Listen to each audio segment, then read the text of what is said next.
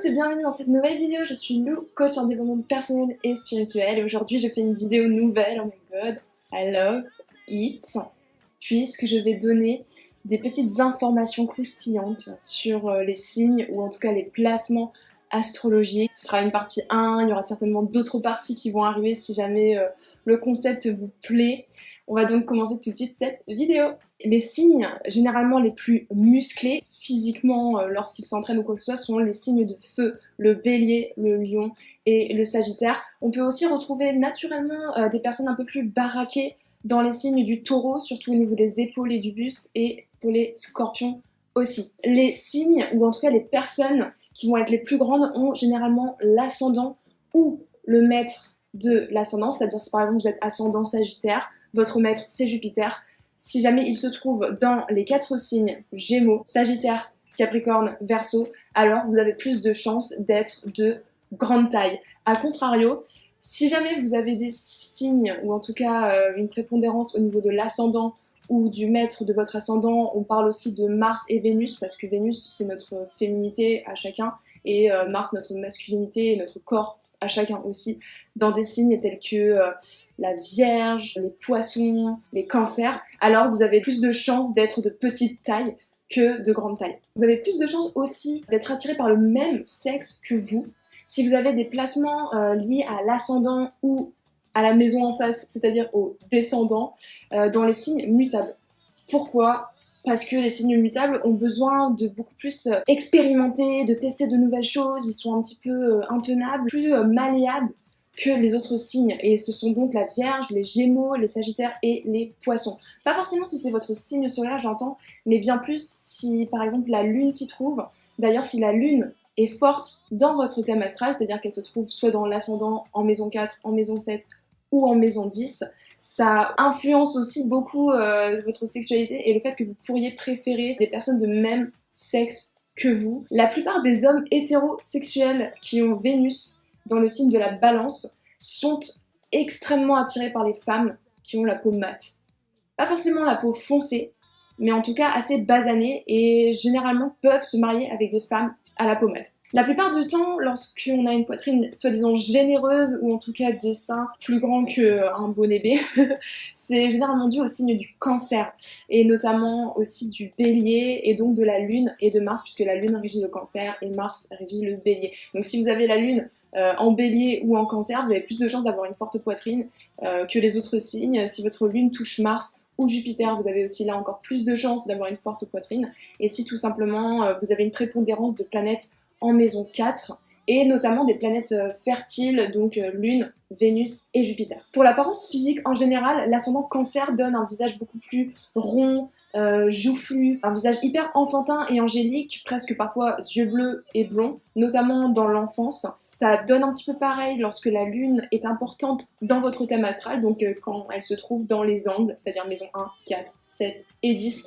de votre personnalité, et le Soleil, lorsqu'il se trouve dans ces angles, offre plus que la moyenne la possibilité pour vous d'avoir un visage rond. La plupart des placements, et là je parle pas que du signe solaire, hein, Lune, Mars, Vénus, donc les planètes rapides, en Lion, auront tendance à préférer chez les hommes ou chez les femmes des cheveux bouclés. Alors que, à l'inverse, le signe en face, c'est-à-dire les Verseaux, auront tendance à préférer les personnes aux cheveux lisses. Généralement, vous adorez fantasmer, ou vous aimeriez vraiment coucher avec une personne qui a le signe de votre maison 5 ou de votre maison 8. Pourquoi ? Parce que la maison 5, c'est la maison des amours et du corps physique, c'est donc une attraction hyper sexuelle, primaire, sans vraiment d'émotion derrière. Donc autant dire que les personnes qui ont des planètes, et pas forcément que leur signe solaire, voilà, qui tombent dans votre maison 5, sont genre des aimants pour vous, et c'est pareil si jamais ça tombe dans votre maison 8. Tous les placements en Vierge et Gémeaux, généralement, auront tendance à expérimenter tôt la sexualité, ou à être attirés par des personnes plus jeunes, plus enfantines, ou en tout cas à l'ère adolescente. Vénus dans ces signes-là, notamment pour les hommes, lorsqu'ils sont attirés par des femmes, auront tendance à préférer des femmes un peu plus jeunes. Voilà. Les placements qui vont faire dans votre thème que généralement vous avez un cul rebondi seront tous les placements en Sagittaire et Taureau, donc pas que le Soleil, mais ce sont vraiment 2 signes qui, lorsqu'ils sont mis en avant soit par votre ascendant ou le maître de l'ascendant, ou même le descendant, c'est-à-dire la maison opposée à l'ascendant, elle vous donne un beau cul.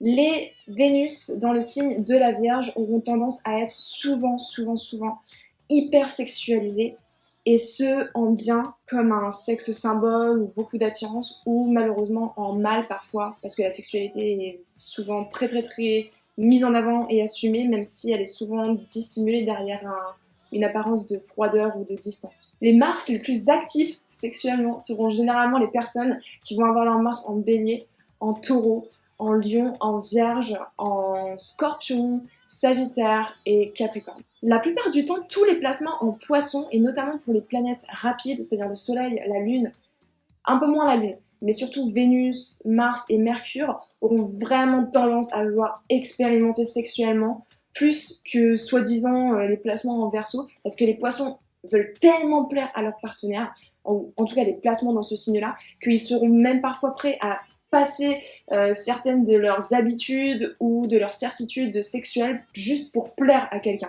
Et c'est pour ça que ce sont des personnes finalement qui vont énormément essayer de choses de ce point de vue-là. Une personne bien habillée aura souvent une forte Vénus dans son thème. Et là, quand je dis bien habillée, c'est vraiment une généralité pour tout le monde, donc ça veut dire qu'elle peut se placer en maison 1, la maison 2 du Taureau, en maison 4 qui est un autre angle, maison 7 un autre angle, maison 10. Et plus généralement, tous les placements qui seront en Taureau, Lion, Vierge, Balance, Poisson auront un véritable sens du style naturellement pour les autres. Vous trouverez souvent vos meilleurs amis avec des planètes et donc des placements qui tombent dans votre maison 7, c'est-à-dire la maison des partenaires, de ce que vous recherchez en l'autre, ou dans votre maison 11 qui est la maison des amitiés et donc de comment est-ce que vous sociabilisez et ce que vous attendez des interactions humaines. Les personnes qui ont le soleil ou la lune proche de votre milieu du ciel, c'est-à-dire votre maison 10, seront souvent des personnes vues comme inspirantes pour vous. On est généralement hyper bon lorsqu'on a des placements en Gémeaux ou Sagittaire dans les langues étrangères. Les ascendants ou les lunes en Scorpion ont beaucoup plus l'air de soi-disant réels scorpions stéréotypés que, en vérité, ceux qui ont leur soleil et donc leur signe astral en Scorpion. Il y a une réelle connexion dans les arts plastiques et notamment physiques tels que la peinture et la poterie et les placements en Taureau, signe de terre et vous savez des arts, et le lion. On dit souvent que les lions ont un complexe d'ego, mais il ne faut pas oublier en astrologie, surtout si vous débutez, que pour comprendre vraiment bien un signe, vous devez forcément passer par son partenaire. Et le partenaire d'un signe, c'est le signe à l'opposé de ce dernier, le signe qui est en face, puisque ce sont deux opposés, deux signes fixes, avec des éléments qui sont compatibles. Ici donc le lion, son opposé c'est le Verseau. Et la vérité c'est que le signe du Verseau, et pas forcément juste le soleil, c'est-à-dire votre signe astral, mais tous les placements en Verseau ont vraiment un complexe de Dieu. On dit que les lions sont comme ça, mais la vérité c'est que les Verseaux le sont encore plus parce que les lions ont un côté généreux où ils veulent attirer l'attention, mais derrière ils n'ont pas peur d'offrir, ils n'ont pas peur de donner. Alors que les placements en Verseau, en plus d'avoir ce complexe de Dieu, de j'ai raison, ou de je suis sûr de ce que je veux, ou je suis sûr que c'est moi qui détiens la vérité, eh bien, ne sont pas si généreux avec les autres et ont tendance plutôt à être tellement indépendants que du coup, ça se voit encore plus chez eux, cette tendance. Les gens qui ont des Mars en Cancer sont généralement des personnes qui vont vanter leur prouesse sexuelle, alors que plus généralement, au lit, ce sont en réalité des personnes assez timides et plutôt sur la réserve finalement. Les signes qui dépensent le plus d'argent sont clairement les placements en Taureau, Balance, Lion et Poisson. Les ascendants que vous retrouverez le plus dans les personnes qui font de la politique sont l'ascendant Verseau, l'ascendant Lion, l'ascendant Balance et l'ascendant Vierge. Les voix les plus agréables à écouter généralement lorsque vous parlez ou même lorsque vous écoutez de la musique seront les personnes qui vont avoir un contact entre Mercure, c'est-à-dire la communication, votre façon de vous exprimer, de raisonner, de parler, et Vénus qui est la planète de la beauté, de l'amour, etc. Ou aussi Neptune qui est la planète elle aussi des arts et de l'illusion. Pour terminer, les placements en Capricorne et surtout la Lune et Vénus adorent le minimalisme, l'élégance et juste ce qui est simple et raffiné. Et voilà, c'était tout pour cette vidéo, j'espère qu'elle vous a plu, n'hésitez pas à liker si ça a été le cas et à me laisser des commentaires pour me dire ce que vous en pensez. Je reviens certainement avec une partie 2 si ça vous plaît parce que moi j'adore faire ça. J'ai écrit tout ça parce que du coup je réfléchissais à chaque fois, tiens oui c'est vrai qu'il y a ça, il y a ça. Et au bout d'un moment j'avais une grosse liste comme ça que je voulais vous partager, donc j'espère que ça vous aura entertainé. Et voilà, je reviens vendredi pour une nouvelle vidéo mes chats. Je vous fais de gros bisous, je vous aime, love you!